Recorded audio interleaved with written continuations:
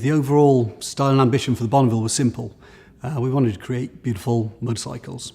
Where do we start? Restyling a legend. Our heritage goes back to 1959 with the Bonneville. It's a very strong line of motorcycles. The new Bonnevilles had to be completely recognisable as Bonnevilles, initially by silhouette, and then looking more closely, you've got the engines. The fuel tanks are obviously Bonneville. From our history, there's been an evolution of that shape that actually probably came to its pinnacle in probably about 1968, in my opinion, but this is all opinions. We've all got slightly different opinions on what was the ultimate Bonneville. The DNA we needed to bring into the new bikes, you obviously have the silhouette, that's very, very clear. You have the general line and the stance of the bikes, which is very, very important. They're very recognisable. In addition, you have all the details. You have the fuel tank along with the tank badges. But one of our main features is the engine. If you look at the engine, it is iconic. It is completely recognisable as a Triumph. We not only wanted to incorporate our heritage, but we also had to include a lot of new features that obviously the previous bikes didn't have. Modern bikes have a lot more equipment to package. We have to allow for catalytic converters. We now have liquid cooling. We have anti-lock brake systems. We have traction control. We've got ride-by-wire. All those things had to be integrated into the design of the bike and not detract from the elegance of the overall form.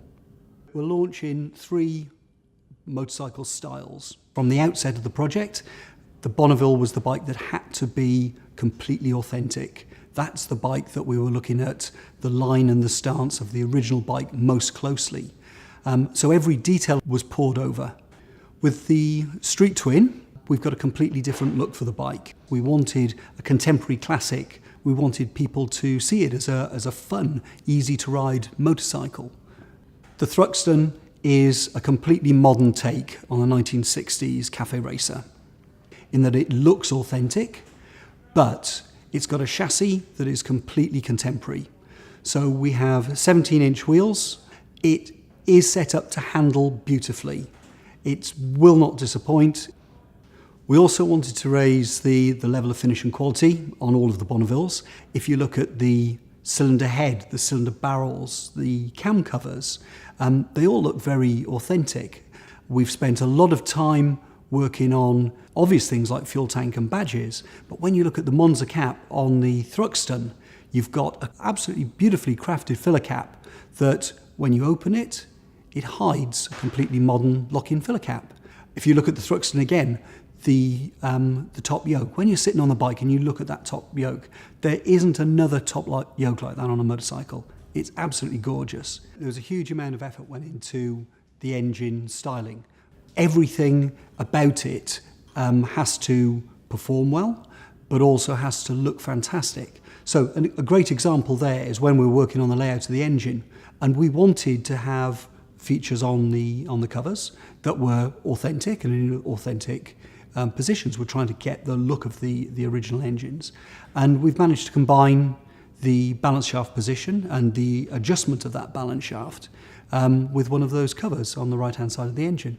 With the styling of the Street Twin, what we were looking at was to create a more contemporary, younger motorcycle.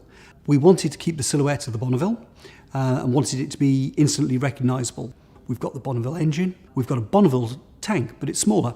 It's in line with the bike, being lighter, looking easier to manage. It's more stripped back. That's part of the contemporary look. We're using modern finishes. We're using brushed stainless steel on exhaust systems. We've got more black used on the engine. The Street Twin has much more youthful colours and graphics.